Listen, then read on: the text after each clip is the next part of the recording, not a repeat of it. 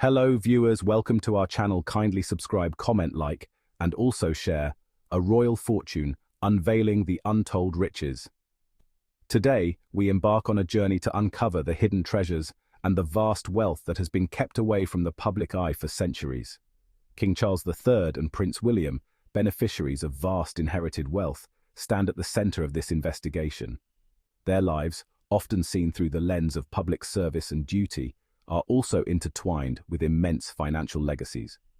Their fortunes, shrouded in secrecy, are now coming to light.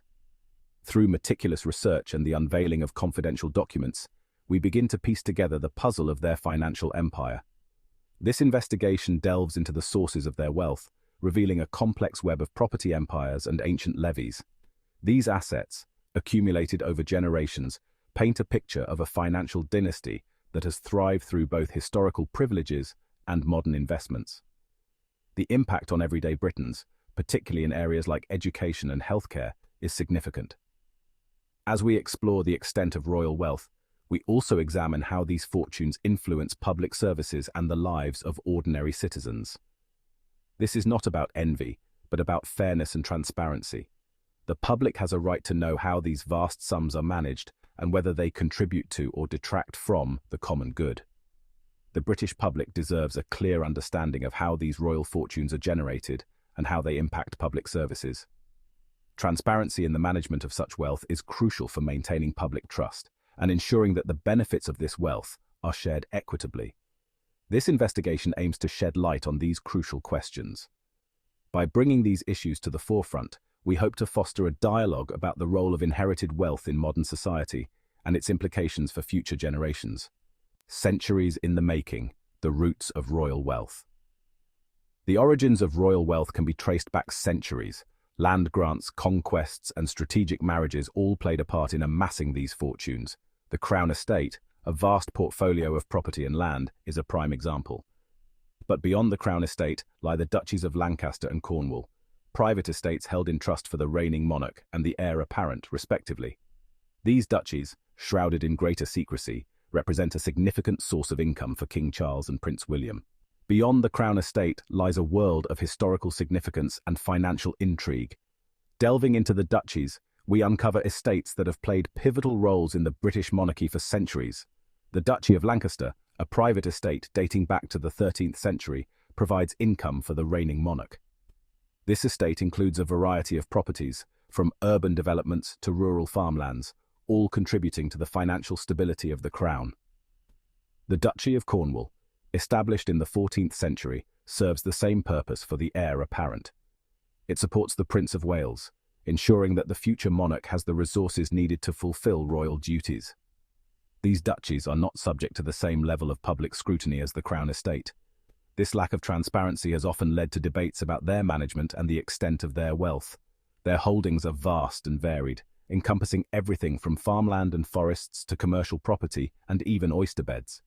This diversity in assets ensures a steady stream of income, regardless of economic fluctuations. The revenue generated from these assets flows directly into the private purses of King Charles and Prince William. This financial independence allows them to support their charitable endeavours and maintain their residences without relying on taxpayer money. Understanding the duchies is crucial to comprehending the financial underpinnings of the British monarchy. These estates are more than just land. They are a testament to the enduring legacy and evolving nature of royal wealth. As we delve deeper into the duchies, we uncover a fascinating blend of history, tradition, and modern financial acumen that continues to shape the monarchy today.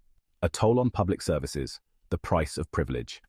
One of the most contentious aspects of these royal estates is the levying of charges on public services. Schools, hospitals, and even the Royal Navy itself are subject to these ancient fees. Critics argue that these levies place an unfair burden on taxpayers and divert funds away from essential public services. The impact is particularly acute in areas with significant duchy holdings. Local communities are left grappling with the choice between funding essential services and paying these historical dues to the royal family. Section 5. Education under strain, state schools and royal levies. State schools, already grappling with underfunding, are particularly vulnerable to the impact of these royal levies. The funds diverted to the duchies could be used to improve facilities, hire more teachers, or provide essential resources for students. The disparity between the educational experiences of children attending state schools and those attending elite private institutions is stark. Critics argue that the royal family, as beneficiaries of these ancient levies, have a moral obligation to address this educational inequality. Section 6. Healthcare at a crossroads. The NHS and royal revenue. The National Health Service, a cornerstone of British society, is also feeling the strain of these historical financial obligations. Hospitals and healthcare facilities, already stretched thin, are forced to contend with these additional costs. The funds diverted to the duchies could be used to alleviate waiting lists, improve patient care, or invest in vital medical equipment. The situation raises questions about the fairness of imposing these financial burdens on a public healthcare system already facing significant challenges. Section 7. Anchored in affluence, naval moorings and royal profits. Even the Royal Navy, tasked with defending the realm, is not immune to the reach of these ancient levies. These levies, dating back centuries, were originally intended to support the monarchy's naval ambitions. Today they continue to funnel significant sums into the coffers of the duchies, blending tradition with modern financial gain. Naval moorings, essential for the operation of the fleet, generate revenue for the duchies. These moorings are not just simple docking points, they are complex facilities that require constant maintenance and upgrades, ensuring the fleet remains ready for any mission. The revenue generated from these moorings is substantial, contributing to the financial stability of the duchies. This arrangement has drawn criticism for potentially compromising national security for private gain. Critics argue that the funds diverted to the duchies could be better utilized within the military itself, addressing pressing needs and enhancing overall security. The debate continues as to whether this historical practice still serves the best interests of the nation.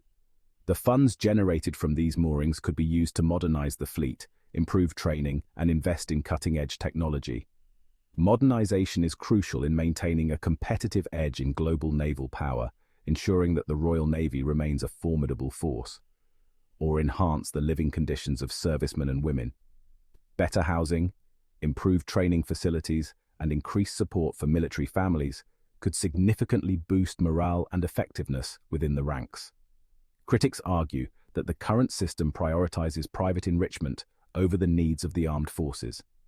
They call for a re-evaluation of this practice, suggesting that a more equitable distribution of funds could lead to a stronger, more resilient military. The ongoing debate highlights the tension between tradition and modern needs, questioning whether the current system truly benefits the nation as a whole. Section 8. A legacy of land ownership. The Duchy of Cornwall's vast holdings. The Duchy of Cornwall, now under the stewardship of Prince William, controls vast tracts of land across England and Wales. This land is not merely a source of personal wealth, but also carries significant social and environmental responsibilities. The management of these lands has implications for tenant farmers, local communities, and the environment.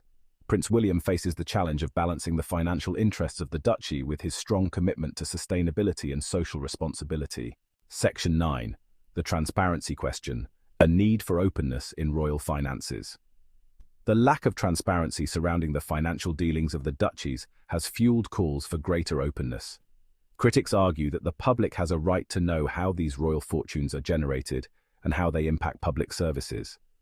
Greater transparency could help to rebuild trust and address concerns about the fairness and accountability of the current system. It would also allow for a more informed public debate about the role of the monarchy in modern British society. Section 10. Public perception versus royal prerogative, a balancing act. The royal family walks a tightrope between maintaining its traditions and adapting to the expectations of a modern, democratic society. The issue of financial transparency is a prime example of this delicate balancing act. While the royal family may argue that their financial arrangements are a matter of historical precedent and private right, public sentiment increasingly demands greater accountability and openness from those in positions of power and privilege. Section 11. The future of royal finances, striking a balance between tradition and accountability. The debate over the financial dealings of the royal family is likely to continue. As Britain navigates the challenges of the 21st century, the monarchy must find a way to reconcile its traditions with the evolving expectations of transparency and accountability. Finding the right balance will be crucial for the long-term sustainability of the monarchy. A more open and accountable approach to royal finances could help to ensure that the institution remains relevant and respected in the years to come.